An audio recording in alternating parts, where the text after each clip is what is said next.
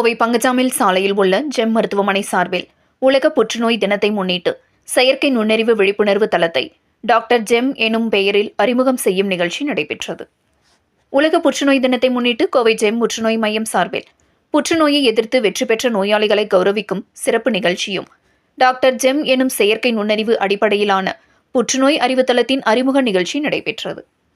நோயாளிகள் மற்றும் அவர்களது குடும்பத்தினருக்கு புற்றுநோய் தொடர்பான துல்லியமான அறிவியல் ஆதாரமுள்ள மற்றும் நம்பகமான தகவல்களை வழங்கும் நோக்கில் உருவாக்கப்பட்ட இந்த தளம் நோயாளிகளின் சிகிச்சை புரிதலை மேம்படுத்தி தகவல் அறிந்த சரியான முடிவுகளை எடுக்க உதவும் வகையில் வடிவமைக்கப்பட்டுள்ளது. நிகழ்வில் உரையாற்றிய ஜெம் புற்றுநோய் மையத்தின் தலைமை நிர்வாக அதிகாரி டாக்டர் பிரவீன்ராஜ் கூறியதாவது, இன்றைய காலகட்டத்தில் புற்றுநோய் குறித்த தவறான தகவல்கள் நோயாளிகளுக்கு பெரும் சவாலாக உள்ளன. இதனை எதிர்கொள்ள சரியான அறிவியல் அடிப்படையிலான தகவல்களை தேவையான நேரத்தில் வழங்குவதற்காக டாக்டர் ஜெம் உருவாக்கப்பட்டுள்ளது.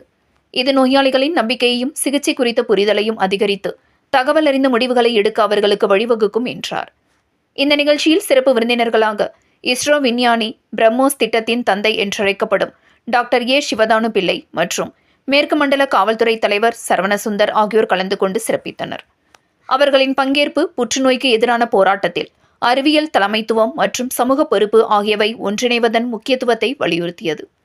இந்த நிகழ்ச்சியில் புற்றுநோய் நிபுணர்கள், சுகாதார வல்லுநர்கள், புற்றுநோயிலிருந்து மீண்டவர்கள் கலந்து கொண்டு நிகழ்வை சிறப்பித்தனர் என்பது குறிப்பிடத்தக்கது.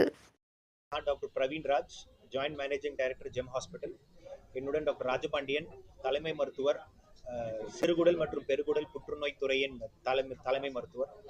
இன்னைக்கு உலக புற்றுநோய் தினத்தை முன்னிட்டு இன்னைக்கு ஜெம் மருத்துவமனையில் டாக்டர் ஜெம் அப்படிங்கிற ஏஐ சாட்பாட் அசிஸ்டன்ட் அப்படின்ற விஷயத்தை லான்ச் பண்ணியிருக்கோம்.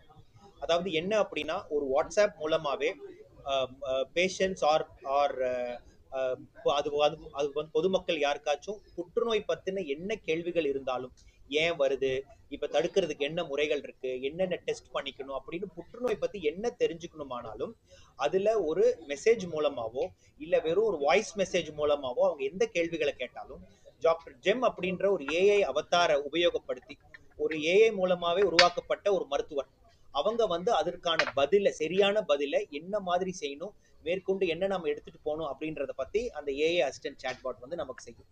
அதை தான் இன்னைக்கு நம்ம லான்ச் பண்ணியிருக்கோம். இது